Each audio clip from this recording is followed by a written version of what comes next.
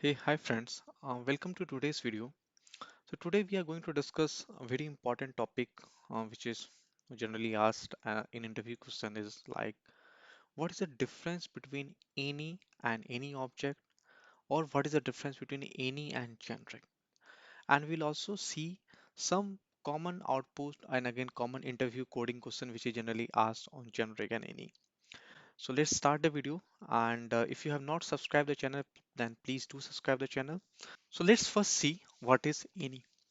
So if you see by the definition of any can represent any instance of any type of at all, including function types and optional types. And what is the definition of any object? Any object can represent an instance of any class type.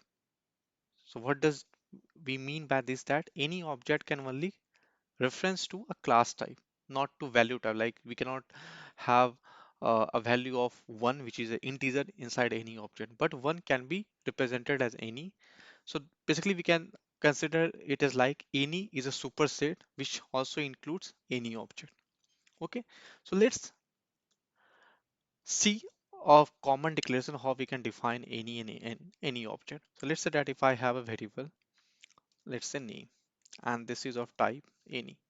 Okay. So once we declare a type as any, I can put a string value into it. Also, if I want, I can put number also in it. The compiler will not throw me any error, and if I print it, then this time it will print me 1 because the latest value what is there inside this, it's 1. I have declared it as an optional type, so it is printing or you optional. So let's just remove this question mark, and this time you'll get a plain 1. And if I comment this line, I'll get a nillis. Okay. Same thing, let's try to do with any object, and then we'll try to see the different country. And this time I make it as any object. And see, when I try to assign country equals to India, then the compiler will throw me error. So any object was supposed to be of reference type, instance of any class type, but I'm putting it a value of a string. So let's create a class here. Let's say that class, I call it as employee, and then let's have just one property inside it, and then let's create an object of here, and instead of assigning to India, I'm just assigning an employee object here. And this will not throw me any error because I'm assigning any object a reference type, that means a class type. Now if you can know one thing, if you see, if I want, I can even put this reference type object into my any also. So if you print, see it here, I can assign employee to name also. Then what was the need of any object when we already have any? So for this, let's go to the Swift block. So in Objective C, if many of you who know Objective C well, we used to have a ID type. So when the Swift was launched, many times we were migrating the code from Objective C to Swift, and then we also like making the Objective C code compatible with the Swift thing, like so that both can work together. So how the ID has to be typecasted into the Swift, let's say that a string to NS string. So the ID was initially, if you see in the Swift 2 version, it was converted to any object. Okay. So before any, Apple introduced any object. Okay. Now it worked, but the problem what was happening that any object used to be a reference type, as I told you. If you can go with the definition also, the protocol to which all classes implicitly conform, and if you go further down the definition here, it can represent instance of any class type. So when it was converting, now in Swift, what is Swift? Basically Swift supports more value type. Okay, so this any object was giving some wrong behavior or not actually expected behavior in many of the cases when you were expecting a value type, but you were getting a reference type. Now to solve that issue, in Swift 3, Apple introduced any, and somebody who have migrated a code from Swift 2 to Swift 3, now they might know this pain that the code was broken at multiple places, and many people have to write a whole new function or whole new classes again just to satisfy this constant. Not only this any object and any, there were lot many other changes in the API as well. So here this any can take any kind of value. So if you see here in Swift 3, the ID type in Objective-C now maps to any type in Swift, which describes value of any type, whether a class, enum, struct, or any other Swift type. This change makes Objective-C API more flexible in Swift because Swift defines value type can be passed to Objective-C APIs. Okay, so that was the reason that we have both any object and any. And again, based on the Swift users, you might have seen that you are using any more than any object. So you understood that why we have both any and any object when any can do all your things. Okay, now the third part of today's discussion is that what is generic. So if you see the definition here, that generic code enables you to write flexible reusable function and types that can work with any type subject to requirement that you define. Again, if I go to Apple's documentation of generic, basically generic enables you to write reusable code. Okay, now here you can see one function that you have basic. Let's say if I copy this function from here. So what this function is doing, many of you who don't know what is in-out parameter. So in Swift, by default, when you take a function argument, it is constant. You cannot modify the argument of a function. And if you want that a function argument should, no, you should be able to modify it, you have to declare it as a in-out. So when you declare basically a in-out, you are changing it from a value type to something as a reference. That now in this case, see, if you want to call this function, you will not pass the actual value. Instead of value, you will passing the reference of it. So if you see down the line here, we are not passing directly this sum int and another int. If you see, we are using the address of it.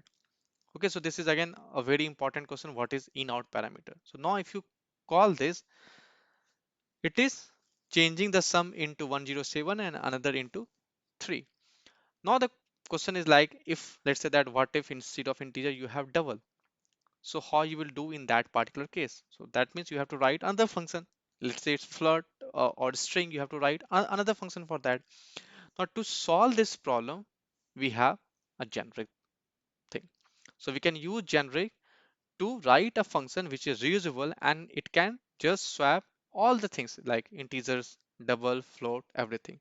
So what we are going to do, we are going to replace this integer with a generic type. Okay, and here we are going to tell that this is going to be of a generic type, not as a normal function. Now if I call this, it still works, correct? Now let's do one more thing. Let's take one more set. So I'll just call it as some string. Write my name here, and I'll call it as another string. And here I'll write as app developer, and just print here some string, another string, and here also some string. So if you print this, now see, it is changing my name and it is printing the value. Now many of you have in mind that instead of writing a generic type, why can't I use any? Correct? And we can do it. Let's say that if I comment this and instead of a generic thing, let's try to use here any type. Okay, and here the first thing what you are getting that as you are changing it to any type, so here this has to be of any type and this also has to be any type. Okay, now let's run it and it works perfectly. Okay, without any issue. And even if you change it to my name, in that case also it works fine, correct? See, it interchange the name perfectly. So in this case, if you see, any is also working fine and then generic is also working fine. Then why No, everyone suggests that we should use generic and not we should use any much. Okay, so there are few things which we will see that how in our next problem that it can create a problem with any and it will not create problem with a generic. Okay, so let's see one example. So let me just try to bring that example here. Okay, so let's see this example. So here what I have done, I have created a stack. Basically in data structure we have stack where we can push element and we can pop a element. Okay, so in struct I have created an array which is of any type, and here what I'm doing, I'm creating a function push which is pushing an item and creating a function which is pop. Now if you can see, by default the structs are immutable, so you cannot modify the properties inside a struct. So that's the reason that I'm using here mutating function, and that's another interview question, what is mutating and when you have to use it. So inside a struct, when you want to modify a property, you have to use mutating function. Without that, it will not allow you to modify the thing. Okay, now I have a pop, I have a print all, and then I can get item at any index using this function, although these are not a stack functionality, but I have written it just to show something. Okay, now here I have created an int stack. So basically my agenda is that I create a stack where I just want to store integers. Okay, simple thing. So in this stack I push three item, and now see I am calling int stack dot print all, and if I run it, it prints perfectly 11, 22, and 33 because three time I'm pushing the element. Okay, even see if I want to pop any element, so int stack dot pop, and now if I run it, it prints me 11 and 22 because top element are is popped from the stack. But what is the problem that it creates when I take any? Now let's say that you created this function, and maybe right now I have written in the stack, somebody you can write just this stack. Now some new developer came and he pushed, instead of integer, he pushed a string. Now in case of any, it will not give you any problem. Okay, so if I just remove this line, see now my array contains 11, 22, 33, and ls everything, and there is no error. But what happened that I did something wrong, or the new developer did something wrong. It was not supposed to go a string, but here we push the string. Now let's say that your further logic is on integer only. So what will happen that when you try to typecast is an integer, it will fail in some of the scenario, and this will break your code. Okay, so this is one of the problem that any gives you the capability. Okay, you define a variable as any, and then what if you want to misuse it, or if someone want to misuse it, it can be misused like anything because it's like a super functionality. Another problem is that let's say that if I want to sum my first element and second element, so let's say that if I want to write something like this, let sum equals to int stack dot get item at index 0, which is 11, and then at 1.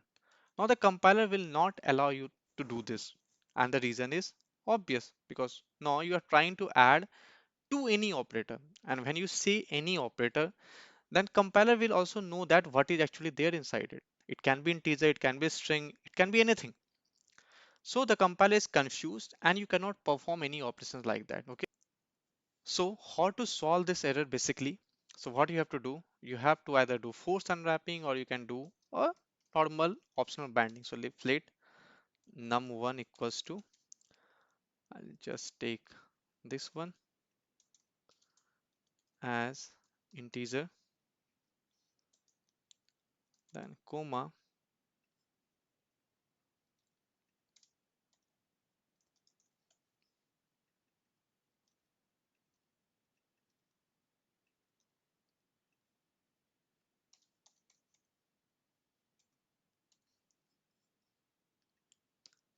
and then you can just do a print of this.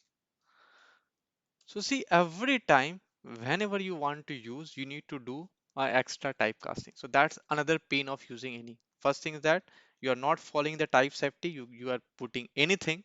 And the second thing is that you are just making it more difficult to use by doing extra type setting every time. Now let's see that how this problem can be tackled using generics in a better approach, then we will learn that why we prefer generic more. Okay, so let's convert this to a generic instead of having any type. Okay, so just replace any with t everywhere.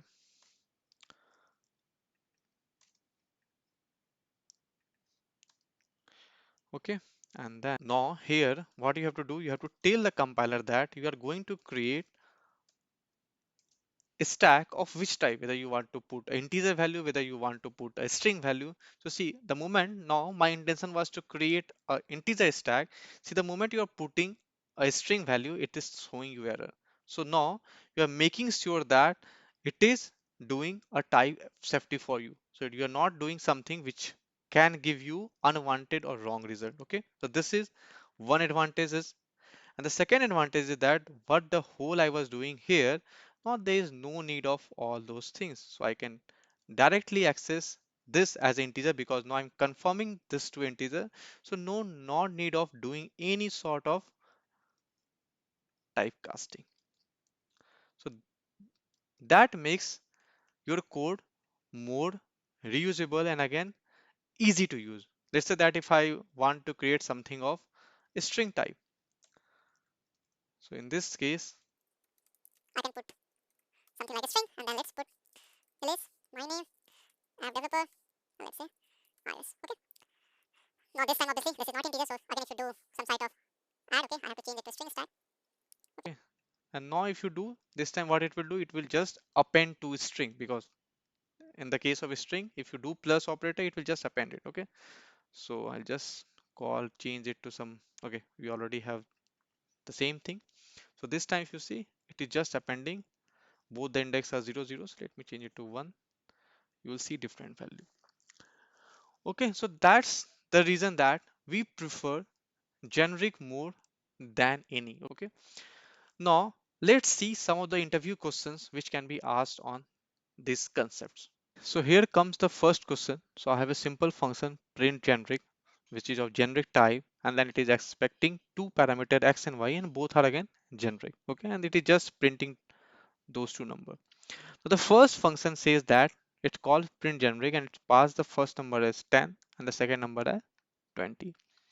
And in the second case, the first number is 10, the second number is 20, but the second number is of type string, not a number. Now, will the code compile? Or if it not compile, then which one will not compile? Now if you see in this case, see, when you use generic, you always tell the compiler that what is going to be your type, correct? It's not like that generic will not take any type. It will be either integer or string or something like that. Now in your first case, when you pass the argument as 10 and 20, so by default this t behaves as an integer. So now if I run it, it prints me 10 and 20. Okay, but when you uncomment the next line, and now if you run it, see, it is giving you error. And what is telling that conflicting argument to generic parameter t is string versus int. You have taken one generic parameter, and what you are passing here as integer and string both. Many people here get confused that is t actually represent generic. Now let's check that also. Now instead of t, let's say that I have taken x and y, so let's take u and convert this to also u and this to also u. Okay, now if you run it,